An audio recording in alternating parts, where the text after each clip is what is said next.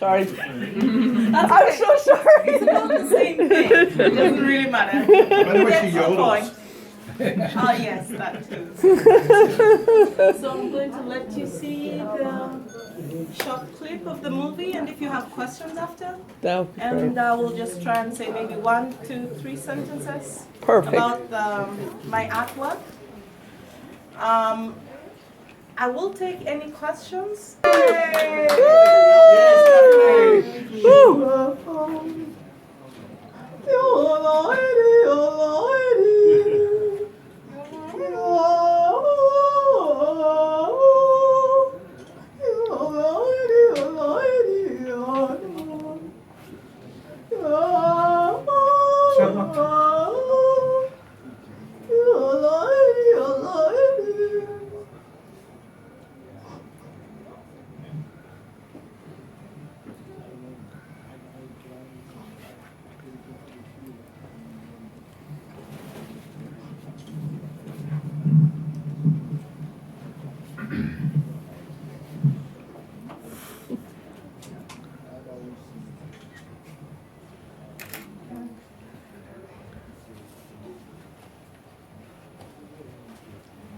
I would show on which part. I'm not really allowed to send out the whole if it's not a film festival because they feel like I'm cheating on them. So I was only able to send you a really, really mini version of Are it. you shooting now? No, I have their permission to do it now. You're just floating. Yeah, it's being shown currently in Brussels, and they gave me the permission to show just this bit. We're rule breakers. Yeah, That's so good. yes. Any questions? I'll tell you a little bit about the film. The film is I did this in 2012, and it's actually coincidence. I was going through a period in my life. I've been in Switzerland now for 14 years. At that time, I had been in Switzerland for 12 years, and I am a citizen, was a citizen then. Got to be a citizen by marriage. I got divorced, and I didn't know if that happens, then depending on what period in your life, what time in your life, how long you've been married, the Swiss do have the tendency to try and revoke your citizenship. I didn't know this. I thought they would do this before you get the passport, not after you get the passport. I had had the passport already for 2 years, and the Swiss laws had changed to say that you needed to be married 5 years. In the beginning, it was you needed to be married 5 years, you'd get the passport after 6 years, and all was good. When they asked me, it had changed to be you need to be married 10 years. So they said the new law affects you as well, which I didn't know how, and that's the argument they were using. Now, I had been there long enough and had been bullied long enough to, I felt it was a case of racism and had nothing to do with the fact that I had been married 9 years. So I decided to get a lawyer and try and fight this. And in the meantime, I saw a small poster asking for movies about 3 minutes long on intercultural life in Switzerland, and I thought, that's me. I went to try and speak the language, yodel, blah, blah, blah, and what do I get? A slap in the face telling me I'm not Swiss enough. That's why the title of the movie, Not Swiss Made. So I made this short movie, which is longer than that, and I was lucky. I sent it to a film festival where it won, and that just made it kind of viral. This film festival sent it to Hamburg. It won in Hamburg also something, and it just went really viral. It's been shown now in 4 continents, 32 countries. I haven't traveled to all of them, but it's doing really well. And I also sent it at that time before it won to the immigration office, which had a really good effect because it did make them change their mind.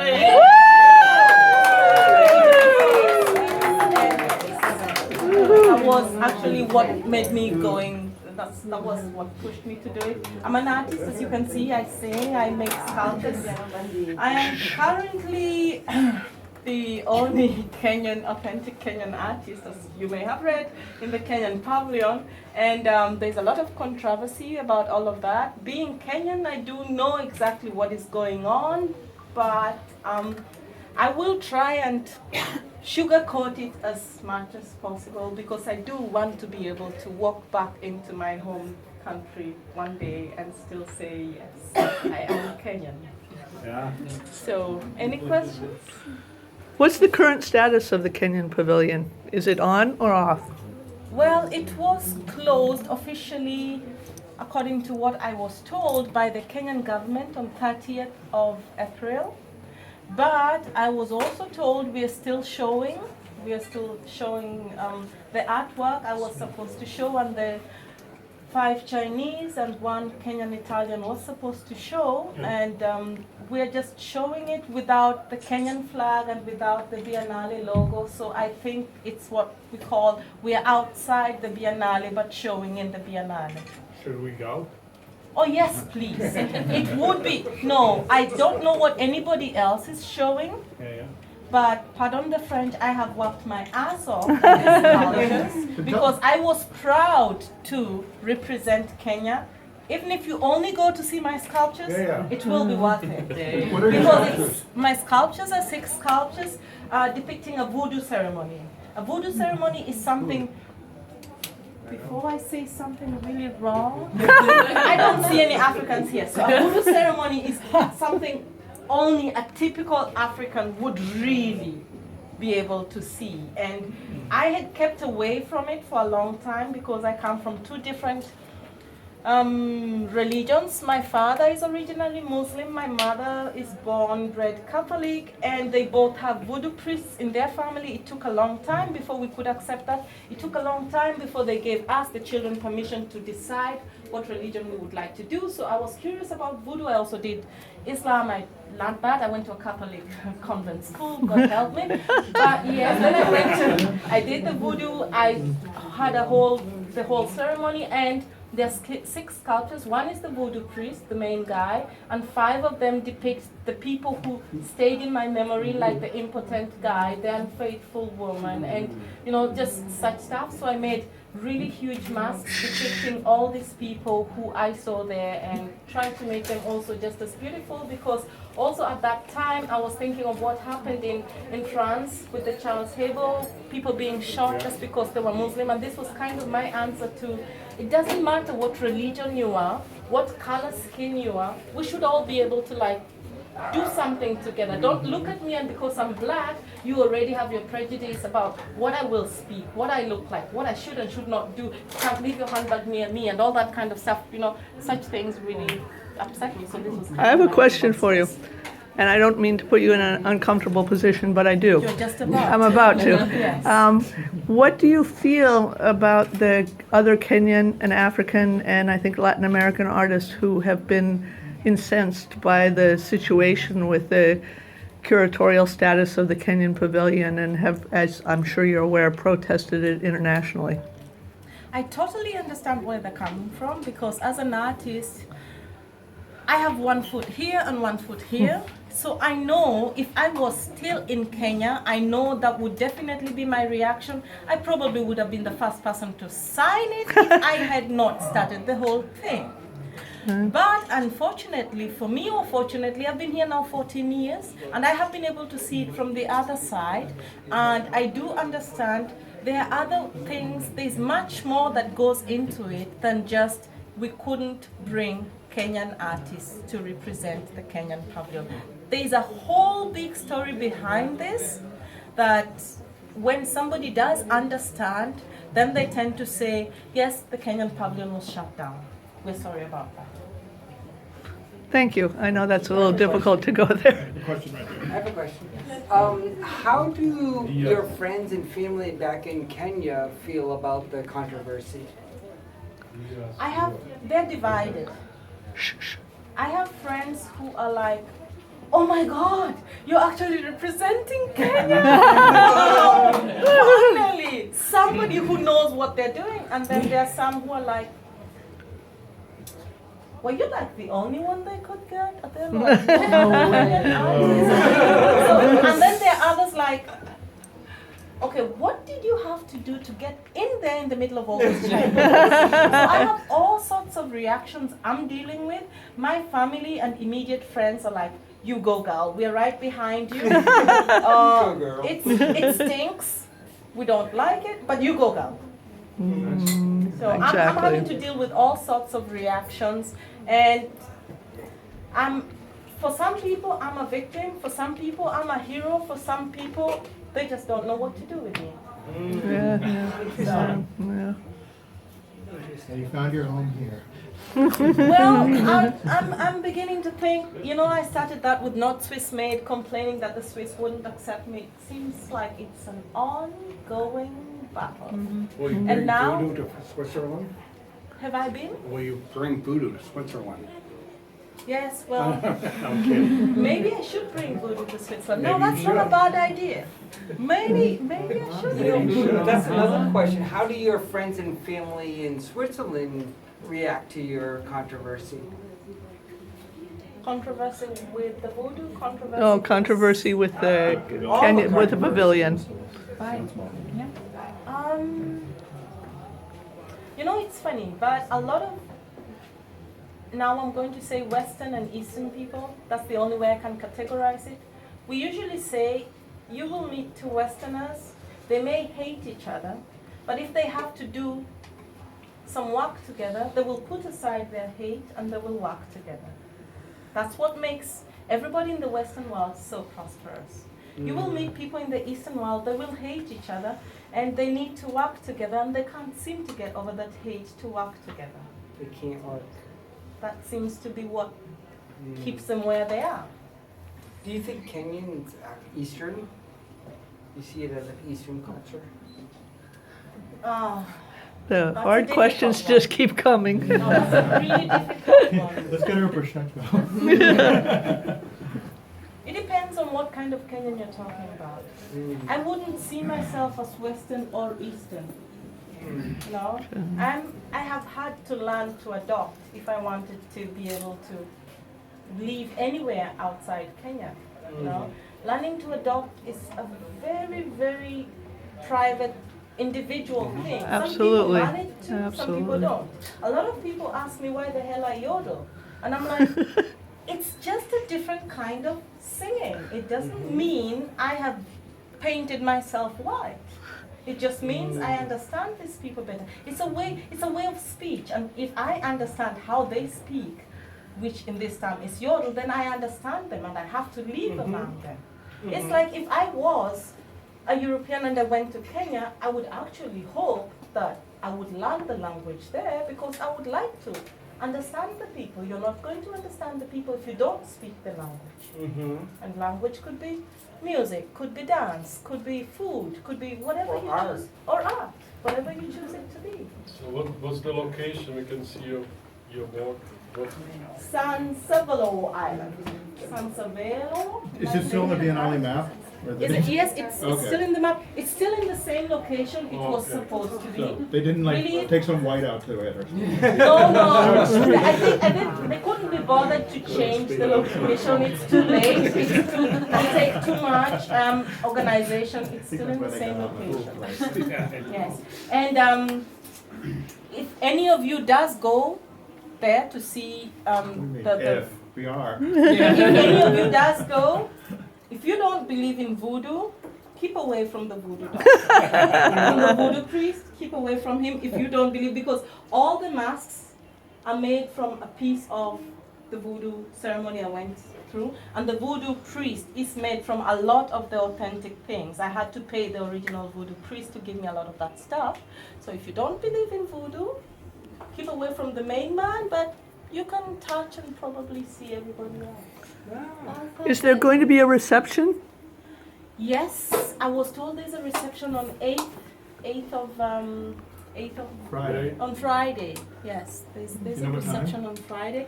I don't know the time because Okay. it keeps changing. Well, anybody who's on our Facebook page will post it. The minute I find out, which will be tomorrow, because I am meeting the main commissioner tomorrow, it's definitely going to be all over everything I have, Twitter, Facebook, you name it. And if you go to the Biennial WhatsApp. Project Facebook page, You they'll know, post it I there. might We'll walk post around it. with it pasted all over me. If you meet me, you will see it. Can I ask you about the artwork?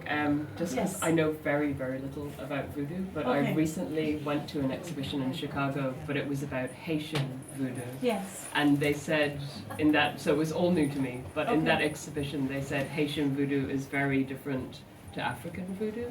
And I don't know if you know any of the differences or how Yes. it's... Haitian voodoo is very different from African voodoo because voodoo originally, they're going to kill me for saying this, originally I think originated from Africa. But No, they did say that. Okay, they did say that? Okay, good. At least we agree on that. So, Haitian voodoo developed with all the things they went through before they got there as immigrants, slaves, whatever it is that took them there.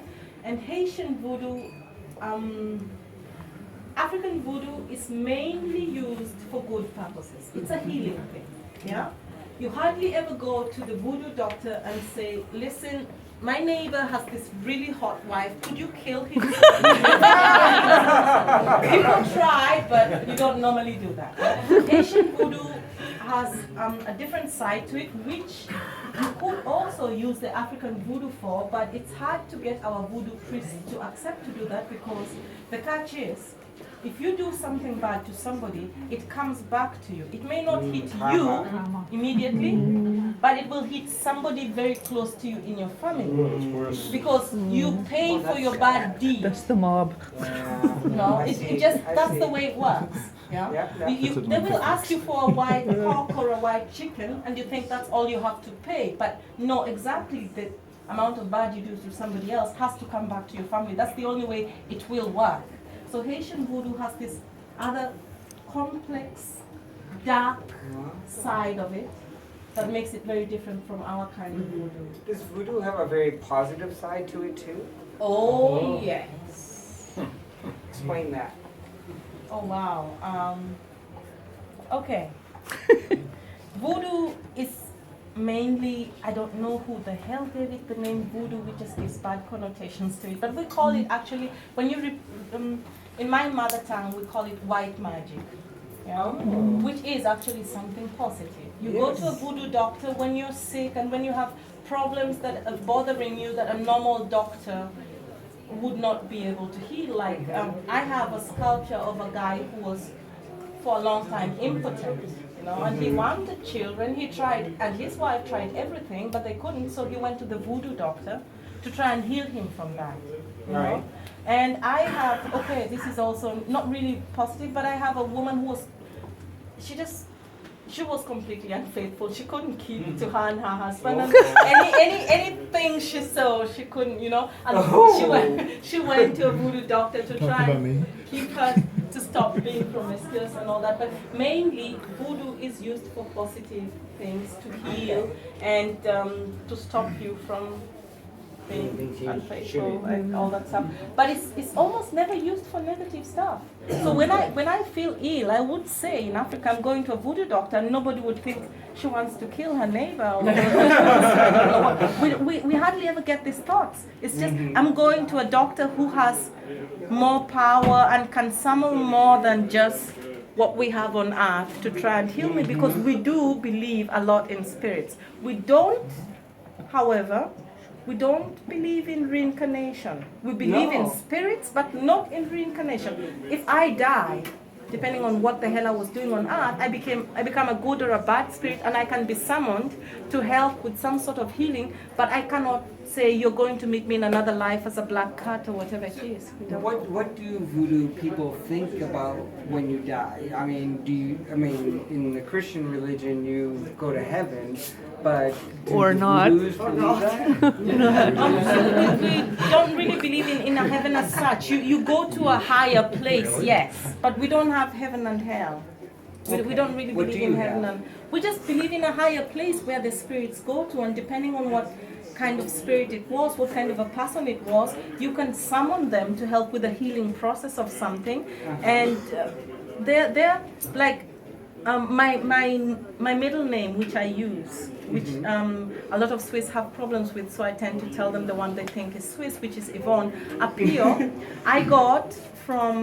I was born around the time my grandmother died. Right. And my grandmother was a voodoo priest, yeah? And she was also the first among twins. So Apiyo means first of twins. And then depending on which tonation you use on it, they will know whether it has more behind it. And when my family members call me, you hear the tonation and you know this was the first of twins who was also a voodoo priest. So different meanings in very many different things. I think you've been incredibly gracious and kind with your time.